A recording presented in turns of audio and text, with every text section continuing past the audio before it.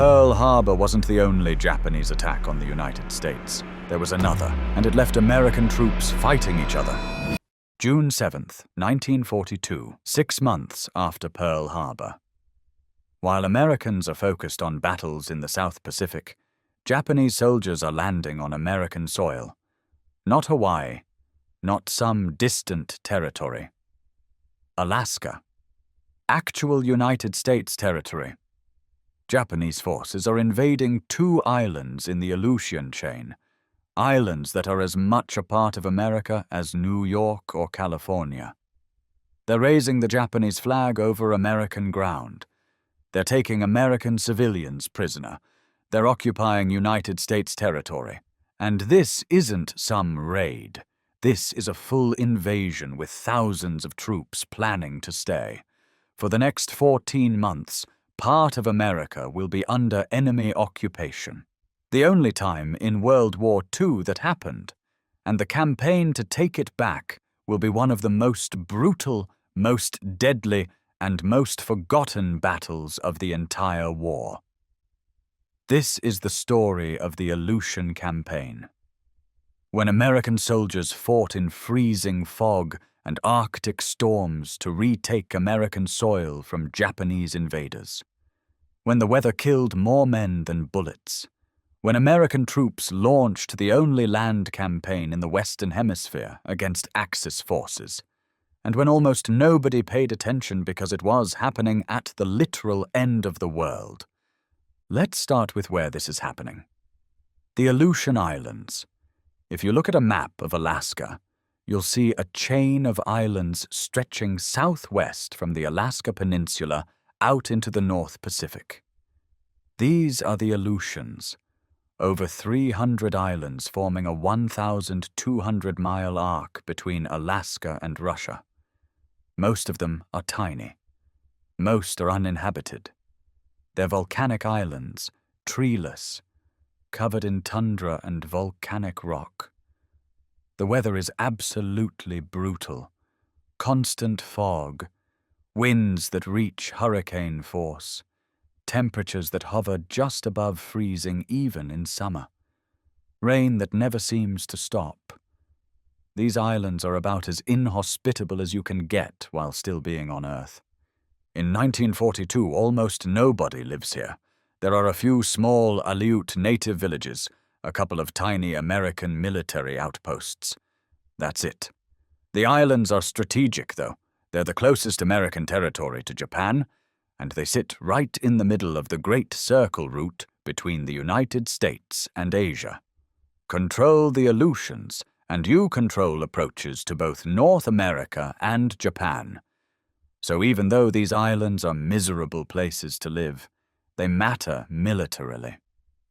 When World War II starts, the American military begins building up forces in Alaska. Dutch Harbor on Unalaska Island becomes a naval base. Army and Navy units are stationed there. It's not a major base. It's not Pearl Harbor. But it's something. A forward position that can monitor Japanese activity and protect supply routes to Russia. Because America is sending war supplies to the Soviet Union through Alaska. Ships sail from American ports to Alaska, then across to Russia. The Aleutians sit right along that route. The Japanese know this. They've been watching American activity in Alaska. And in early 1942, as they're planning their attack on Midway Island, someone suggests a diversion. Attack the Aleutians at the same time. Pull American naval forces north. Make them think Japan might be planning to invade Alaska. While the Americans are distracted, hit Midway with everything. It's a feint, a distraction. But it requires a real attack. So the Japanese plan a 2-part operation. First, bomb Dutch Harbor to draw American attention. Second, invade and occupy 2 islands farther west in the chain. Kiska and Attu. These islands are even more remote than Dutch Harbor. They're barely inhabited, but occupying them extends Japanese territory eastward. It creates forward bases, and it forces America to react. Maybe they'll have to divert significant forces to retake these islands. Maybe it'll stretch American resources thin. At minimum, it's a psychological blow. Japan occupying American soil. June 3rd, 1942. Japanese carriers approach the Aleutians. The weather is terrible. Thick fog. Low visibility. But the Japanese launch their aircraft anyway. Bombers and fighters head toward Dutch Harbor. The Americans know something is coming. They've been on alert. But in the fog and confusion, the Japanese attack achieves some surprise. The raid on Dutch Harbor kills 43 Americans. It destroys some facilities, sets fuel tanks on fire, damages ships. It's not Pearl Harbor-level destruction, but it's significant. And more importantly, it announces Japanese intentions. They're not just raiding. They're serious about the Aleutians. The Americans scramble to respond, but the Japanese carriers withdraw before American forces can engage them effectively. June 6th and 7th. While the Battle of Midway is raging to the south, Japanese forces invade Kiska and Attu. These invasions are unopposed. There are no American military forces on either island. Kiska has a small weather station with 10 men. They try to destroy their equipment and evacuate, but they're captured. Attu has about 40 Aleut natives and 2 white Americans, a schoolteacher and his wife, Charles and Etta Jones. When the Japanese land, the Joneses and the Aleuts become prisoners. The Japanese garrison both islands, about 5,000 troops on Kiska, about 2,500 on Attu. They start building defenses, digging in, preparing for the inevitable American counterattack. Because there will be a counterattack. America isn't going to tolerate enemy forces occupying American territory. But the Americans have a problem. Retaking these islands won't be easy. They're incredibly remote. Supply lines would stretch thousands of miles. The weather makes military operations almost impossible. And the Japanese are well fortified. Any assault would be costly. So the Americans don't immediately counterattack. They can't. They need time to build up forces, time to establish bases closer to the occupied islands, time to figure out how to fight in these conditions. Meanwhile, the Japanese prisoners are dealing with their own situation. The Aleuts and the Joneses are transported to Japan. The Aleuts are held in prison camps for the rest of the war. Many of them die from disease and malnutrition. The Joneses are also held in camps. They survive, but it's brutal. These are American civilians held by enemy forces. Prisoners in their own country initially, then prisoners in Japan. It's a situation that most Americans don't even know about because the Aleutian Campaign receives almost no press coverage. Everyone's focused on Midway, on Guadalcanal, on the European theater. The Aleutians are forgotten. For the rest of 1942 and into early 1943, the Americans build up their presence in the Aleutians. They establish a base on Adak Island, much closer to the Japanese-held islands. They bring in troops, aircraft, supplies. It's a massive logistical challenge. Everything has to be shipped from the continental United States or southern Alaska. Ships travel through some of the worst seas in the world. Storms sink vessels. Fog causes collisions. The conditions are insane. The weather in the Aleutians is like nothing most American soldiers have ever experienced. Fog so thick you can't see 10 feet. Wind so strong it knocks men over. Rain that's constant and freezing. The temperature isn't Antarctica-level cold. It's usually between 30 and 45 degrees Fahrenheit. But the combination of wet and cold and wind creates a wind chill that cuts through every layer of clothing. Soldiers develop frostbite, trench foot, hypothermia, and this is just from being stationed there. They haven't even fought yet. The terrain is brutal too. The islands are volcanic, rocky, covered in muskeg, which is a type of boggy ground that looks solid but isn't. Step on it and your boot sinks. Try to drive a vehicle on it and the vehicle gets stuck. There are no trees, no shelter, just open tundra swept by wind and rain. Soldiers live in tents that constantly blow down. They eat cold rations because fires won't stay lit in the wind. They're wet all the time, cold all the time, miserable all the time. And they're told this is where they'll be fighting. They're going to invade Japanese-held islands in these conditions. The soldiers look around at the weather and terrain and think about how awful this is going to be. They're right. By early 1943, the Americans are ready to start taking back the islands. The plan is to hit Attu first, then Kiska.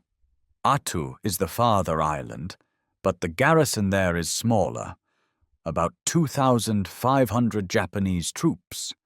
The Americans think they can take it with an amphibious assault, then use Attu as a base to attack Kiska.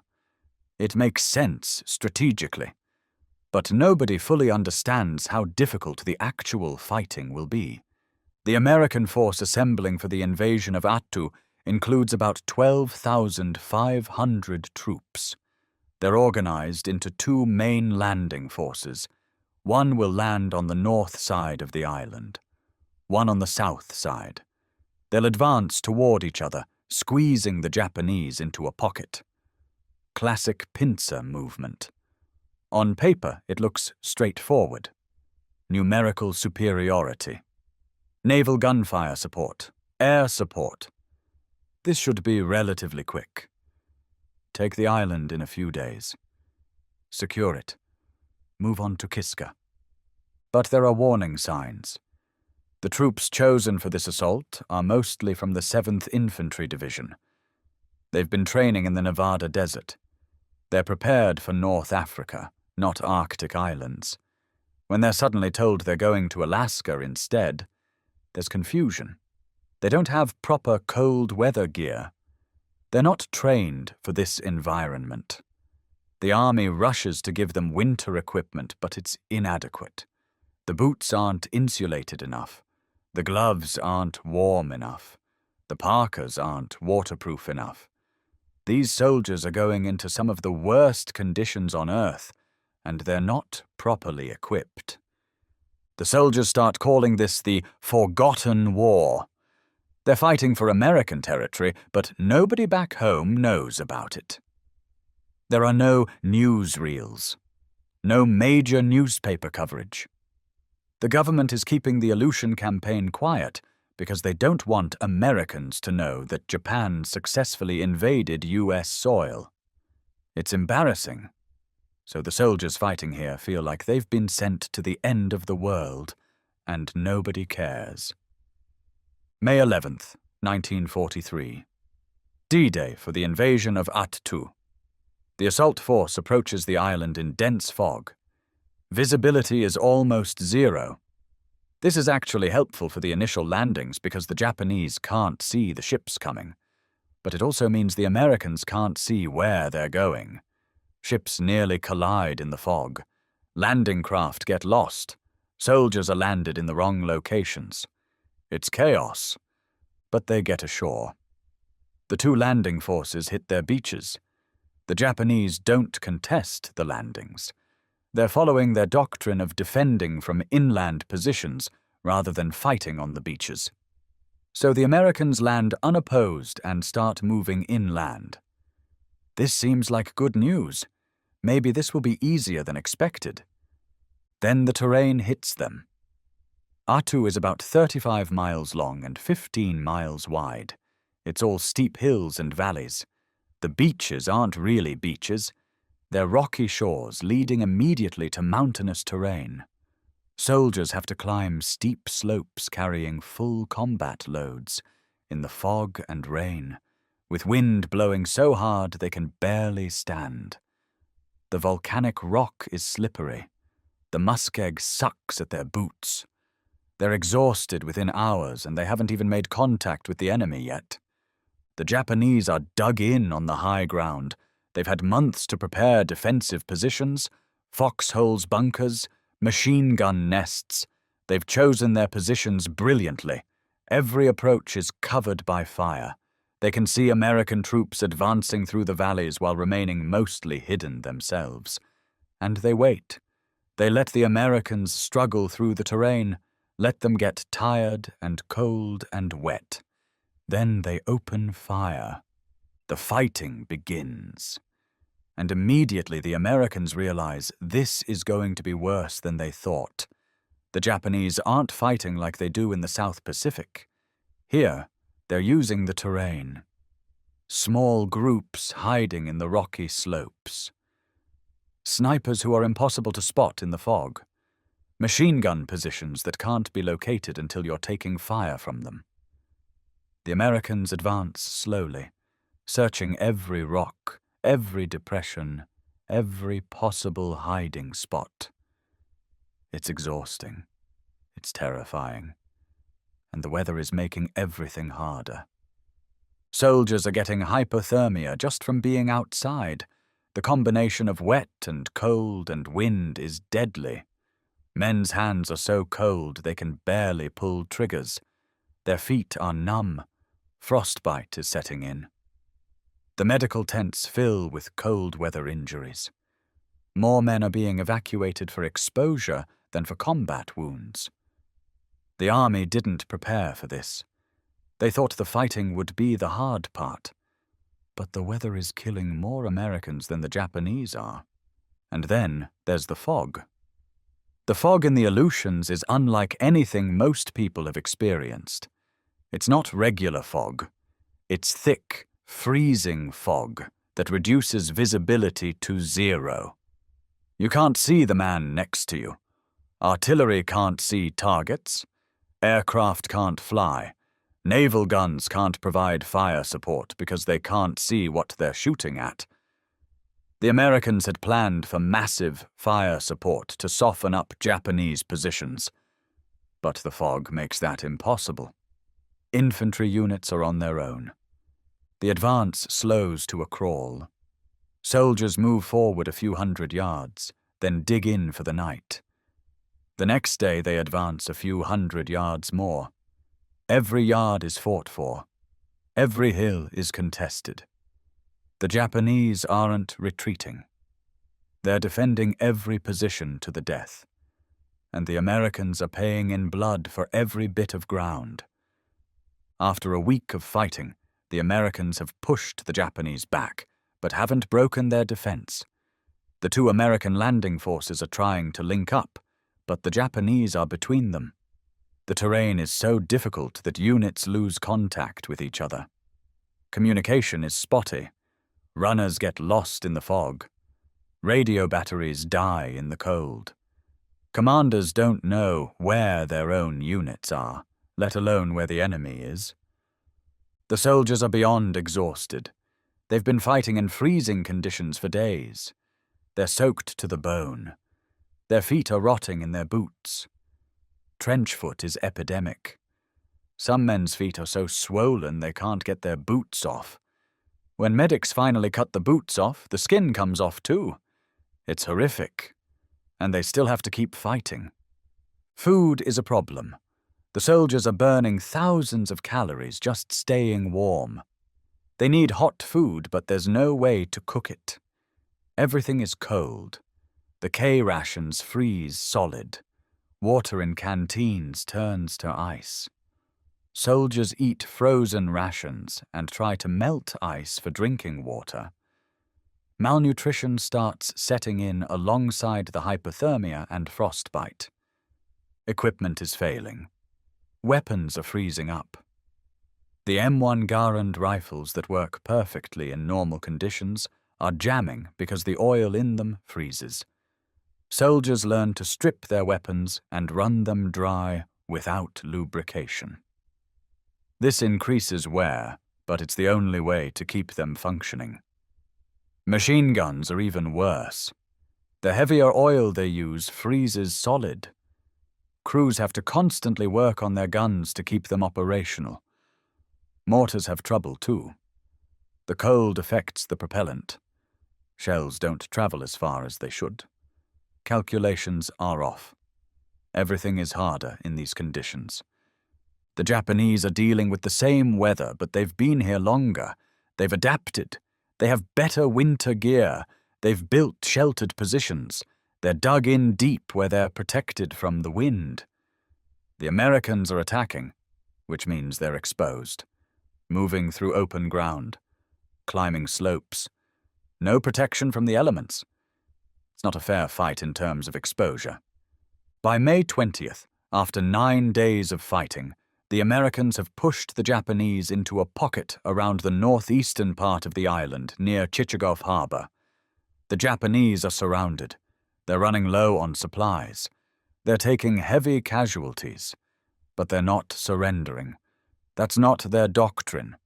Japanese soldiers are trained to fight to the death.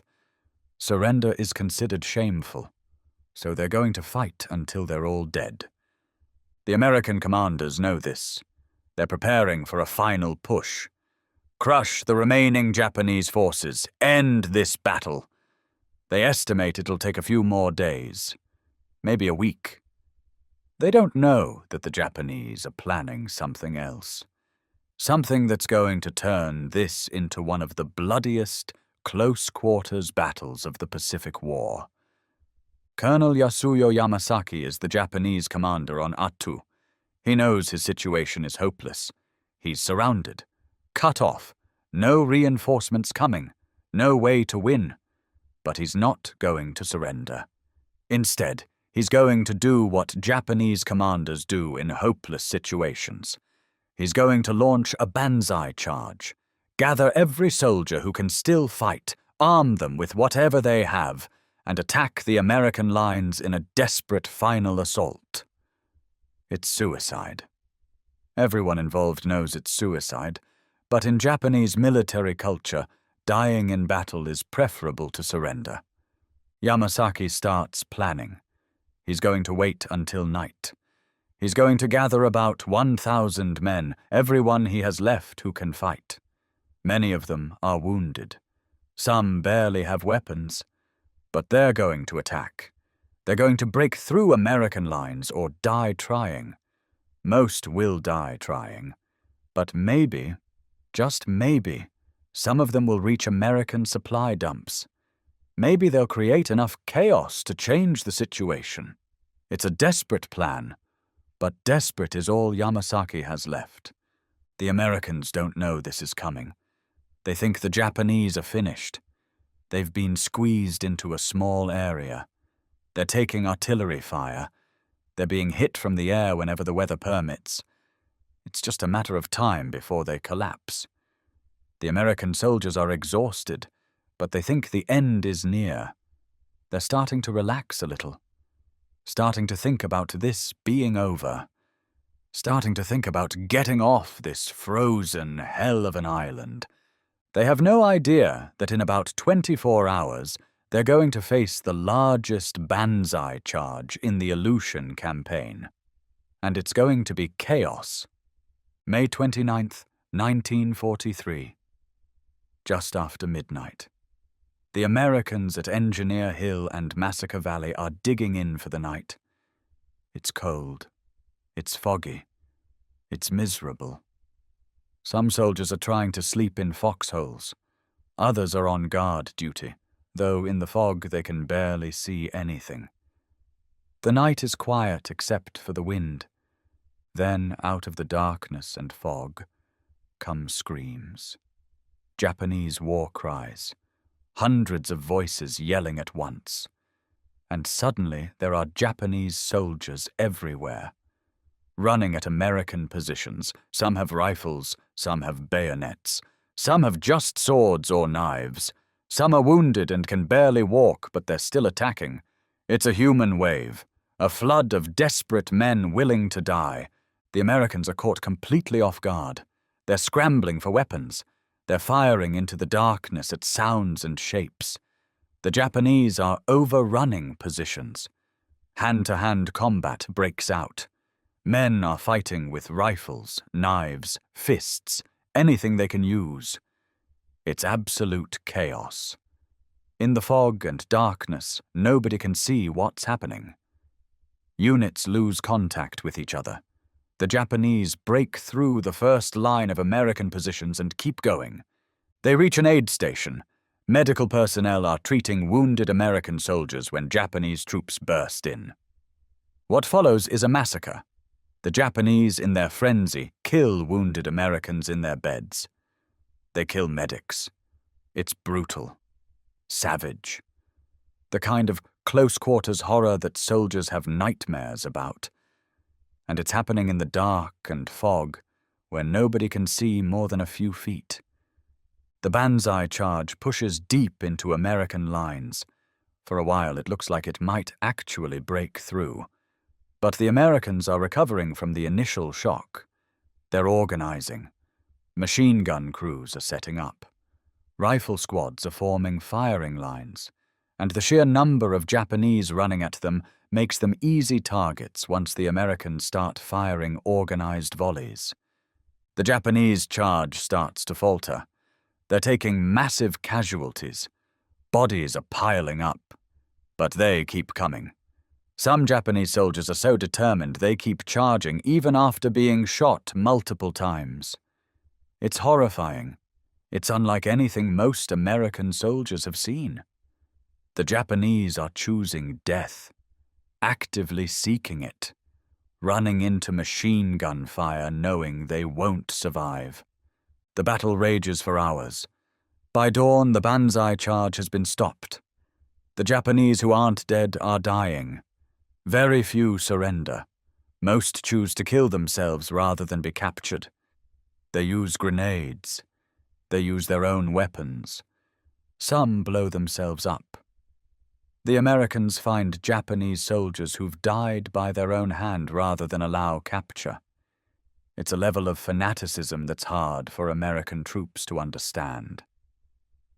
When the sun finally rises and the fog lifts enough to see, the scene is apocalyptic. Bodies everywhere, Japanese and American mixed together. The aid station is a horror show. The ground is soaked with blood. The smell is indescribable. This is what the end of the Battle of Attu looks like.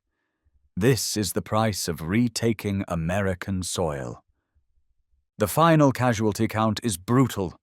The Americans suffered 549 killed in action, another 1,148 wounded, and over 2,100 casualties from cold weather injuries. More than half the assault force became casualties. That's one of the highest casualty rates of any American battle in World War II. The Japanese lost basically their entire garrison. Out of 2,500 men, only 28 were taken prisoner. The rest died. The Battle of Attu had a casualty ratio that was second only to Iwo Jima in terms of cost per troop engaged. The Americans won. They retook Attu. The Japanese flag was pulled down and the American flag was raised. U.S. territory was back under U.S. control.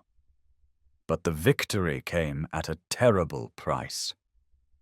And the campaign wasn't over, because there was still Kiska, the other occupied island, with a garrison 3 times the size of what was on Attu.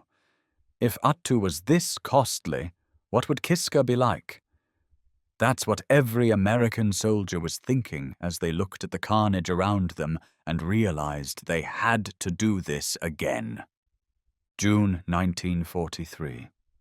The Americans have just finished burying their dead on Attu. Over 500 killed, thousands more wounded or disabled by the cold. and now they have to do it again. Because Kiska Island, 200 miles away, still has about 5,000 Japanese troops occupying it. If Attu, with 2,500 defenders, was that brutal, Kiska is going to be a bloodbath. The American commanders are already calculating casualties. They're estimating they'll lose thousands of men taking Kiska, maybe tens of thousands. They're requesting more troops, more ships, more air support. They're preparing for the worst battle of the Aleutian Campaign. What they don't know is that they're about to be part of one of the strangest military operations in history. Because the Japanese on Kiska are planning something nobody expects. And the result is going to be embarrassing, deadly, and completely forgotten by history. Let's talk about what happened on Attu after the battle. The Americans control the island, but they're dealing with the aftermath. Hundreds of dead Japanese soldiers need to be buried. The island is covered in corpses, some in foxholes, some scattered across hillsides. The smell is overwhelming. Work details spend weeks burying bodies. It's gruesome work made worse by the weather. The cold preserves the bodies, which makes them easier to handle, but also means they don't decompose quickly. Soldiers doing burial duty have to physically carry frozen corpses to mass graves. It's traumatic. The American wounded are evacuated. The cold weather casualties are especially troubling. Soldiers who'll never fully recover from frostbite. Men who lost toes or fingers or worse. Some who'll deal with cold sensitivity for the rest of their lives. The doctors are overwhelmed. They're learning lessons about cold weather combat medicine that the army should have known before the battle. But this is the first time American troops have fought in Arctic conditions. Nobody was prepared. The soldiers who aren't wounded are dealing with combat trauma. Post-traumatic stress, though they don't call it that in 1943. They call it shell shock or battle fatigue. Soldiers who can't sleep, who flinch at sudden sounds, who have nightmares about Japanese soldiers charging out of the fog.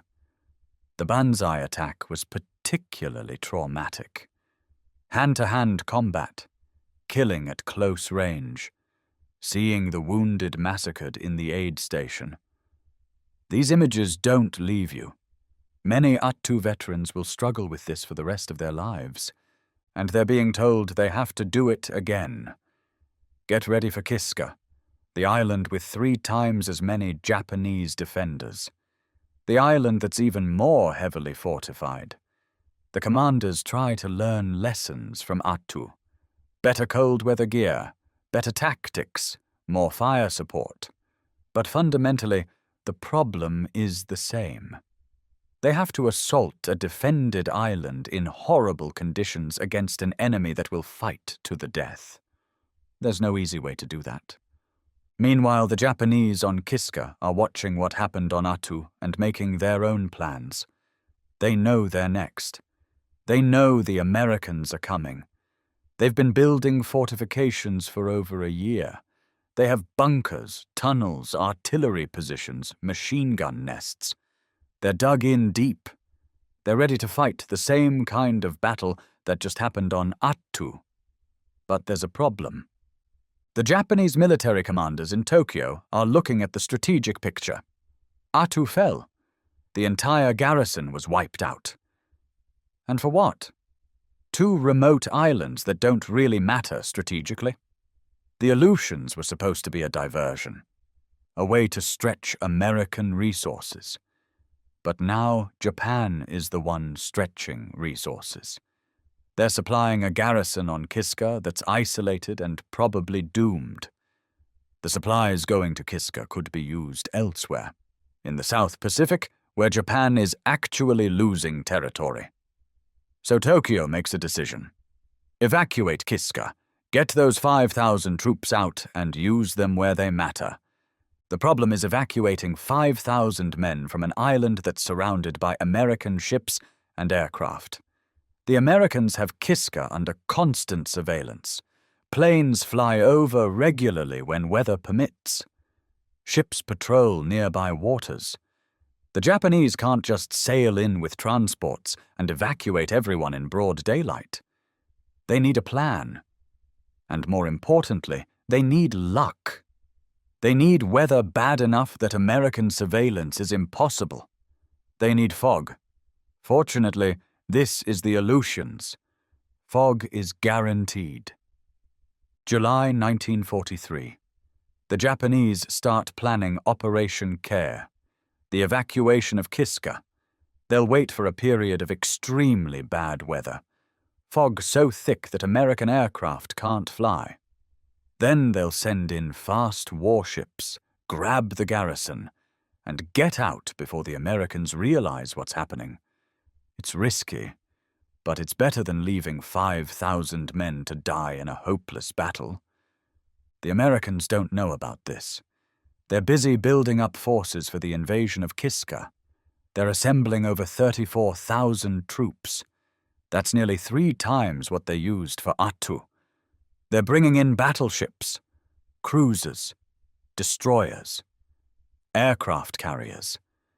This is going to be a massive operation.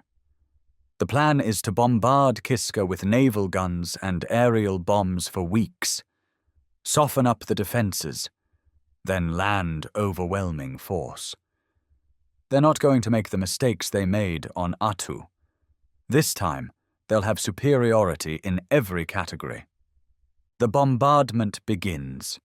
American ships shell Kiska. Planes drop bombs whenever the weather allows.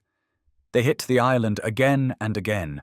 Explosions tear up the landscape.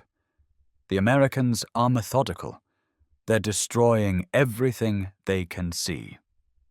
Gun positions, buildings, anything that might be a defensive structure. They photograph the island. They map Japanese positions. They're preparing for the invasion.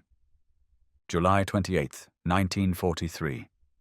The weather turns particularly bad. Dense fog rolls in. Visibility drops to near zero. American ships pull back. Aircraft are grounded. It's too dangerous to operate in these conditions. What the Americans don't know is that Japanese ships are approaching.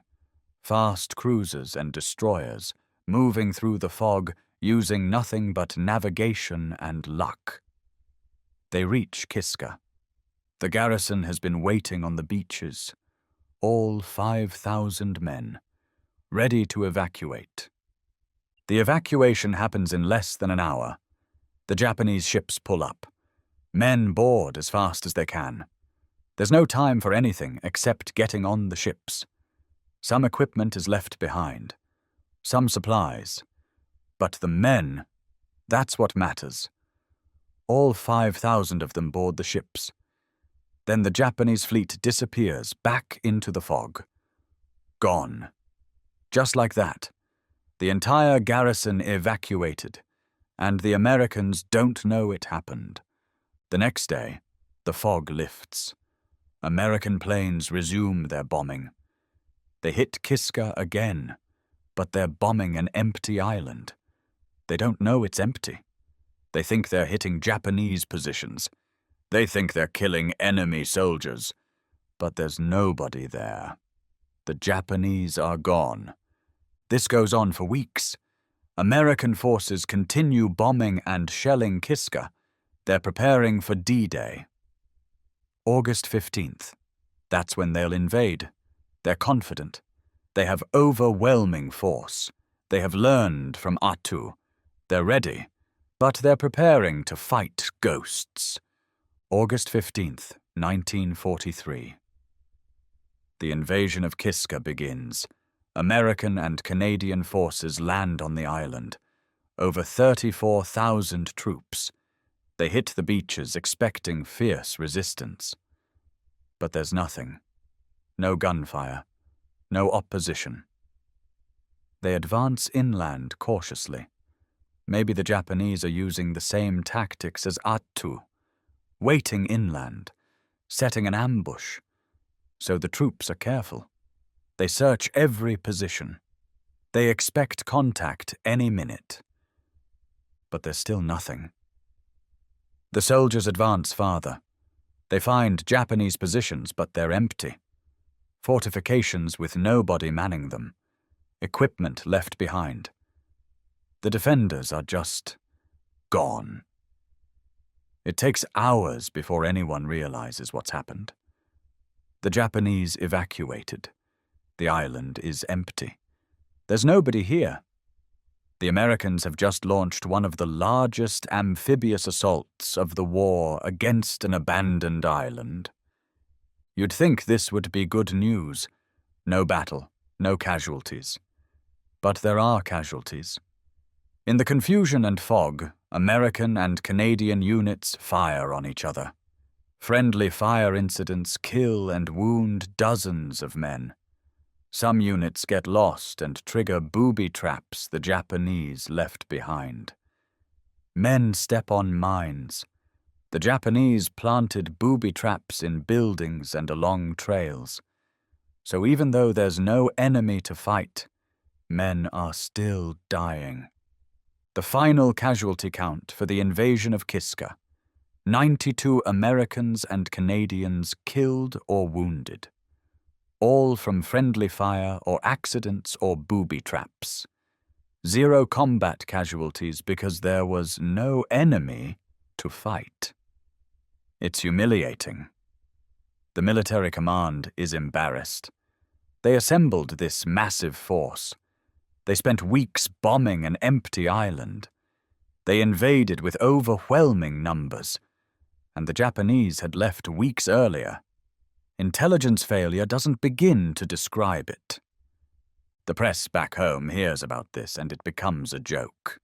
The Battle of Kiska, where the only casualties were from shooting each other. Military analysts are frustrated because it highlights how bad American intelligence was. The Navy and Army Air Forces had been conducting surveillance. How did they not realize the island was evacuated? The answer is the weather and the remote location made effective reconnaissance almost impossible. But that's not a good excuse. Someone should have figured it out.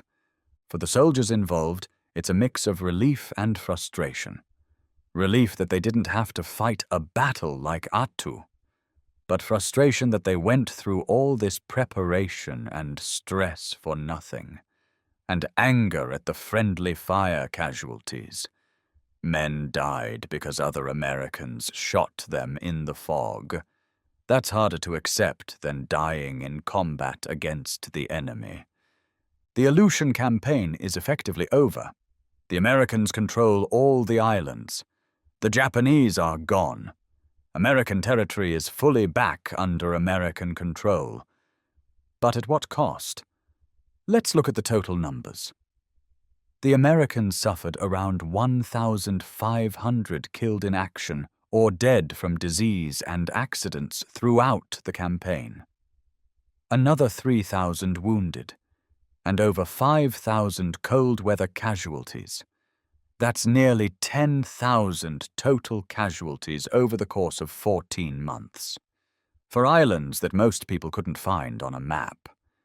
The Japanese lost their entire garrisons on Attu and Kiska.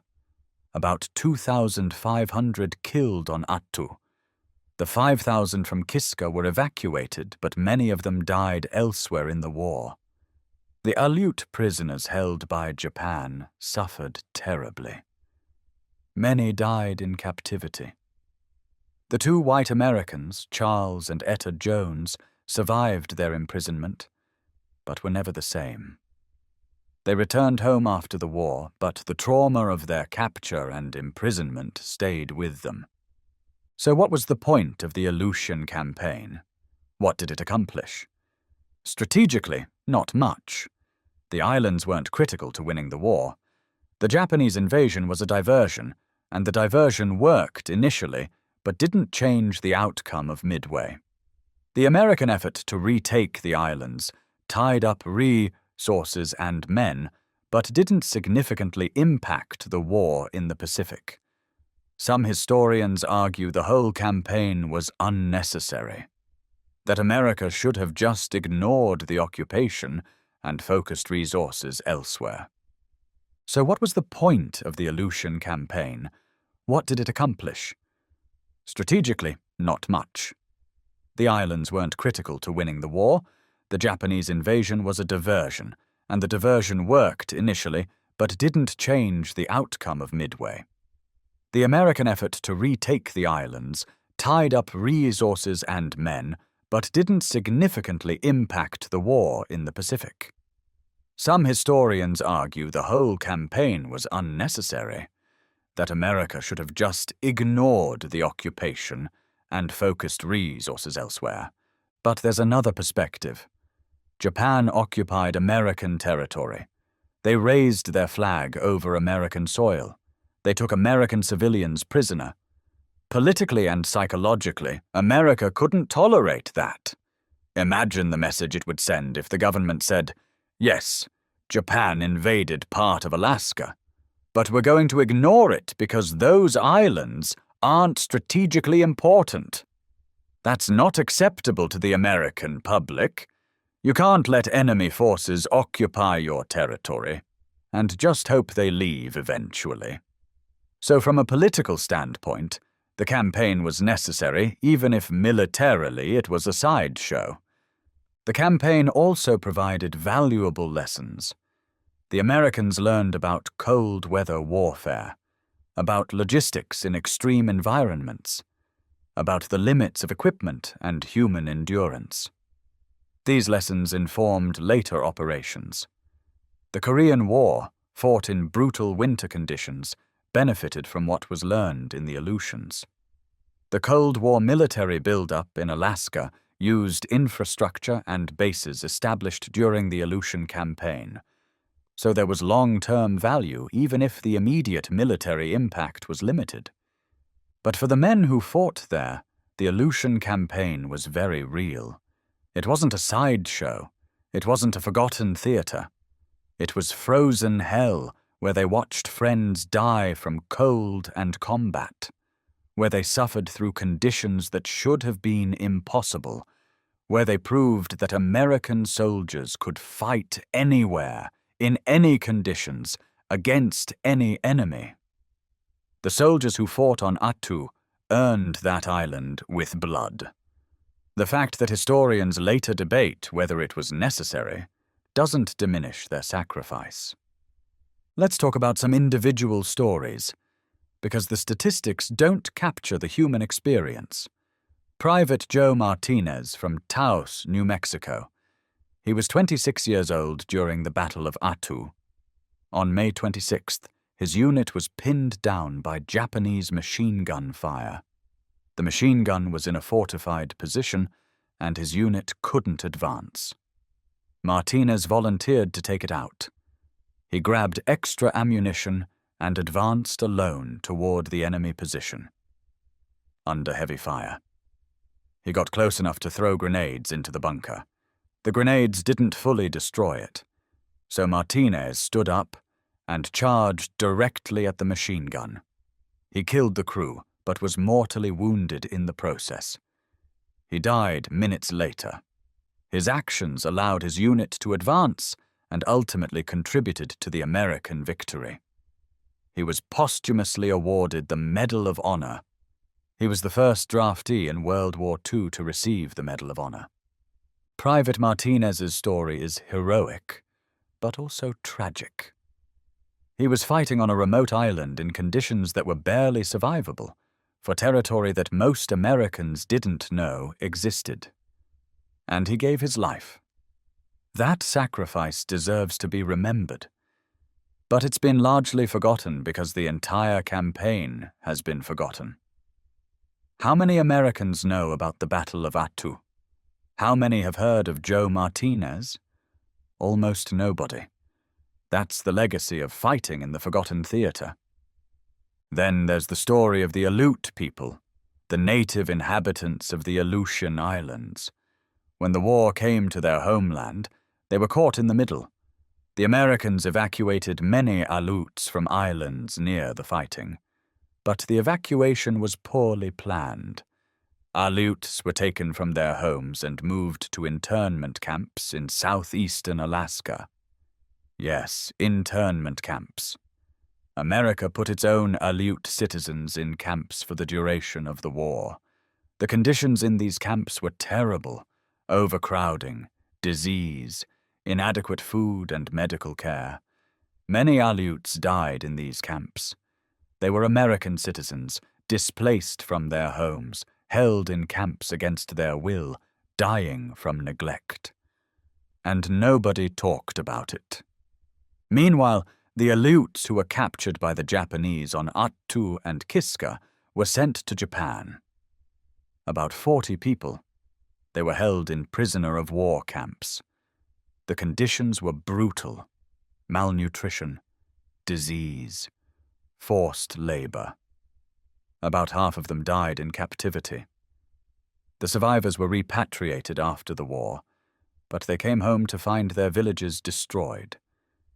The military had used their homes as bases and left them in ruins. They had to rebuild from nothing. And the government provided minimal compensation. The Aleut people paid a terrible price for a war they didn't start and didn't want. It wasn't until 1988 that the U.S. government officially apologized to the Aleut people for the internment camps and provided compensation. 1988, over 40 years after the war ended. That's how long it took for their suffering to be acknowledged. The Aleutian Campaign isn't just forgotten by the general public. The government actively tried to forget it, because parts of it are embarrassing.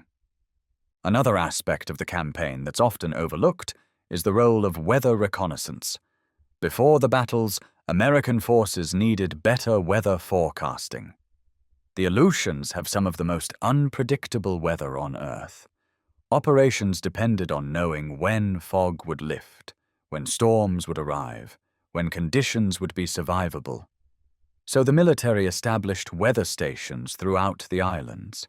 They flew weather reconnaissance missions. They developed forecasting techniques specific to the Aleutians. This was dangerous work. Weather planes flying in storms. Personnel stationed on exposed islands with no protection. Some of these people died. Planes crashed. Weather stations were overrun by Japanese forces. But their work was critical. The intelligence they provided made military operations possible. There's also the naval aspect. The American Navy fought several engagements with Japanese forces in Aleutian waters. The Battle of the Komandorsky Islands in March 1943 was a significant surface action. American and Japanese warships slugged it out for hours. The Americans were trying to intercept a Japanese convoy heading to reinforce Kiska. The battle was indecisive, but it showed the Japanese that supplying their garrisons was becoming too costly. This contributed to their decision to evacuate. So the naval campaign mattered, even though it doesn't get much attention. Then there's the air war. American aircraft conducted thousands of missions over the Aleutians. Bombing raids, reconnaissance flights, transport missions, fighter patrols. The conditions were incredibly dangerous, even without enemy action. The weather caused more aircraft losses than Japanese fire. Planes flying in fog crashed into mountains. Storms tore aircraft apart. Icing caused engines to fail. Pilots who survived the war said the Aleutians were the most dangerous place they flew. More dangerous than flying combat missions over Germany or Japan. Because at least over those targets, you could see. In the Aleutians, you were flying blind in conditions that were actively trying to kill you. The support personnel deserve recognition too. The mechanics keeping aircraft operational in freezing rain. The ship crews navigating through fog and storms.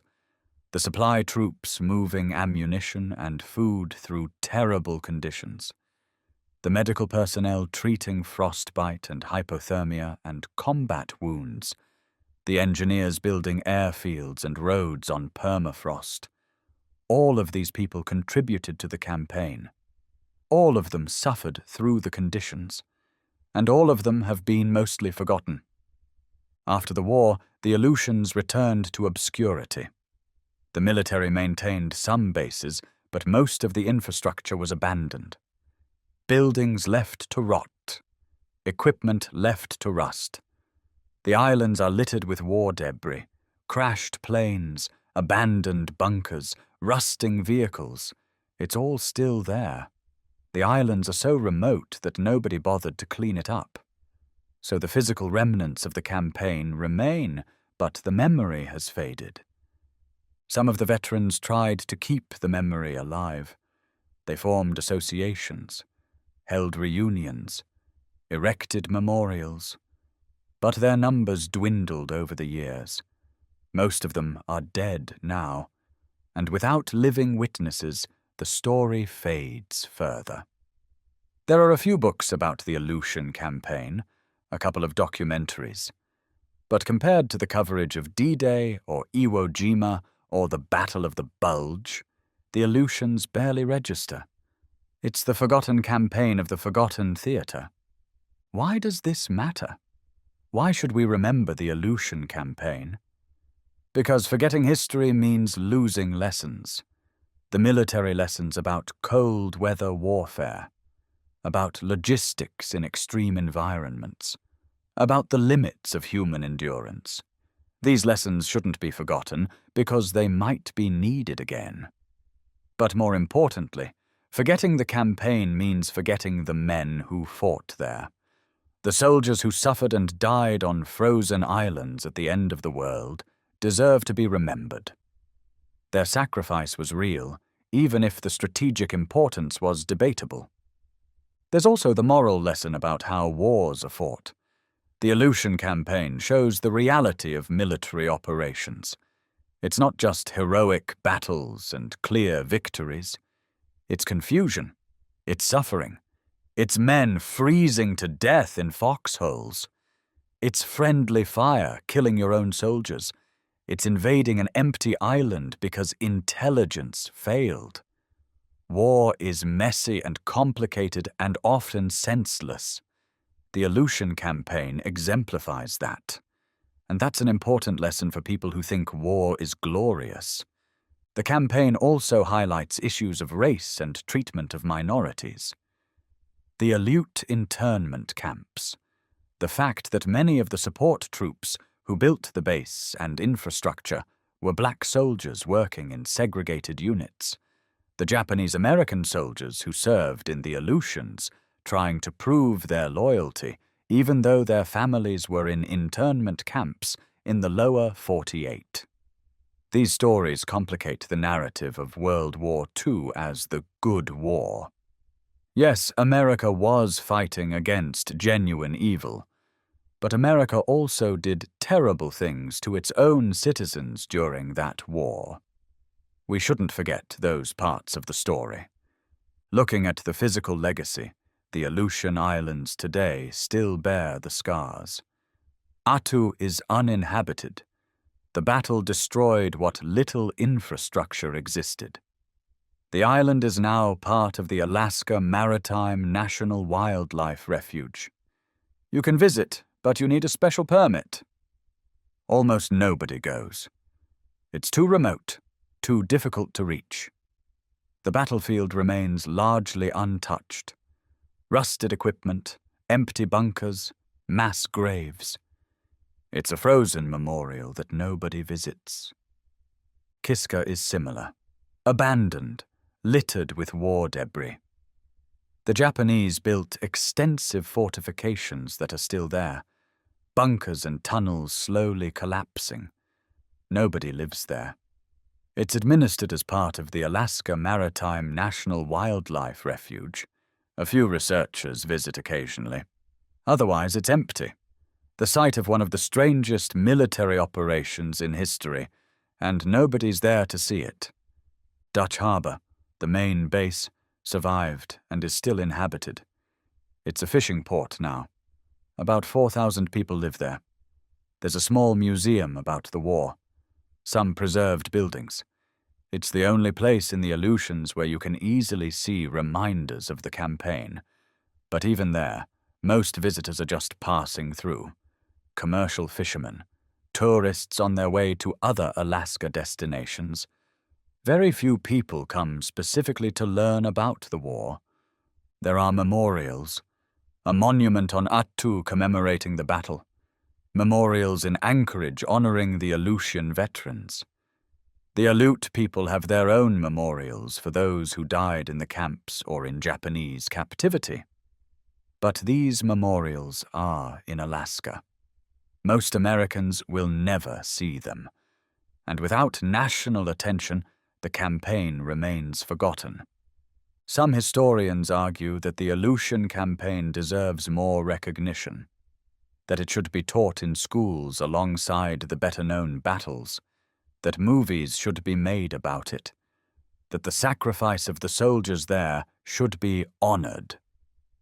But other historians counter that the campaign was a sideshow, that limited time and attention should focus on the major campaigns that decided the war, that the Aleutians, while interesting, aren't as historically significant as Normandy or Midway or the Battle of Britain. Both perspectives have merit.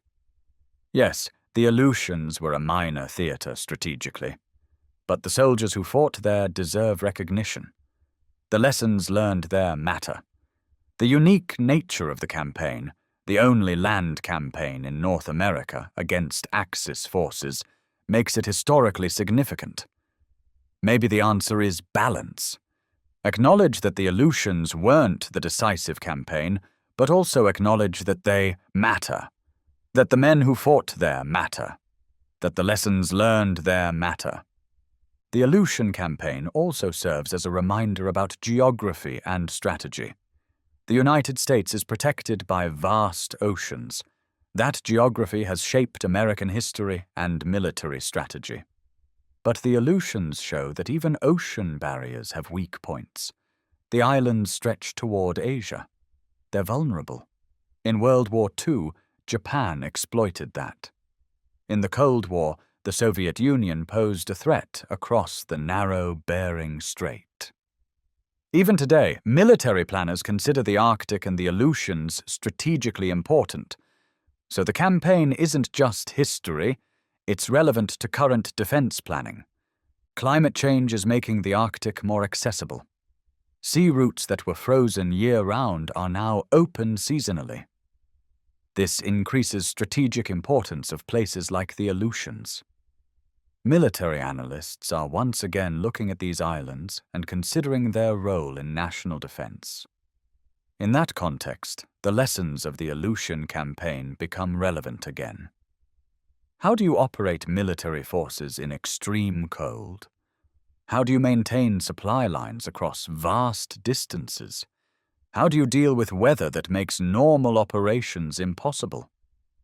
The answers developed during the campaign in 1942 to 1943 still apply. For the soldiers who fought there, the Aleutian Campaign was the defining experience of their lives. Many of them never talked about it.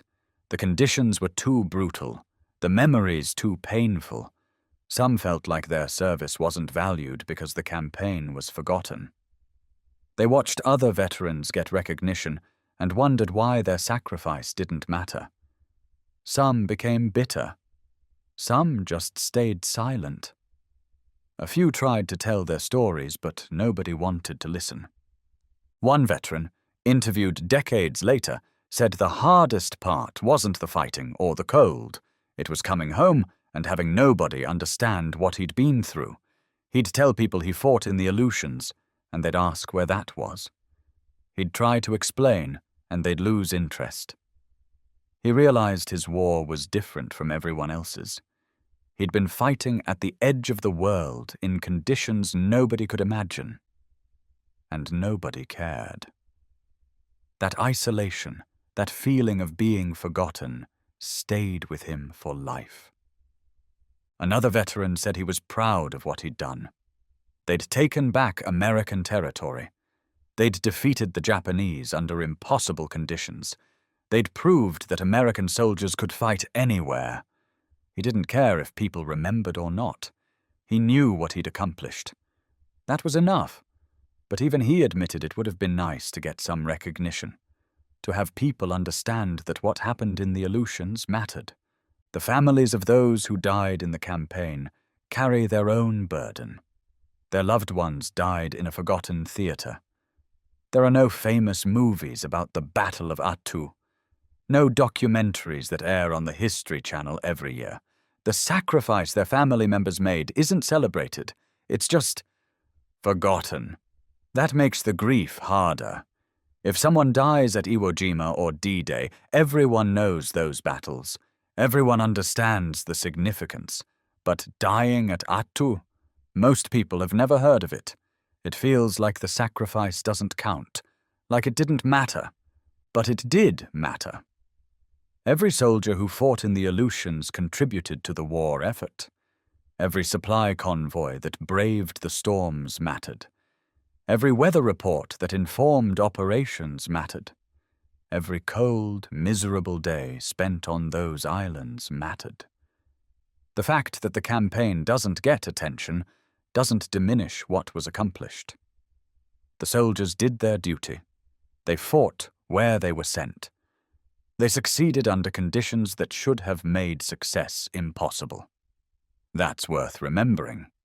So here's what we should take from the Aleutian campaign.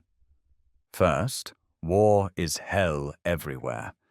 Whether it's a major theater or a sideshow, soldiers suffer. The frozen soldiers on Attu suffered just as much as soldiers anywhere else. Their war was just as real.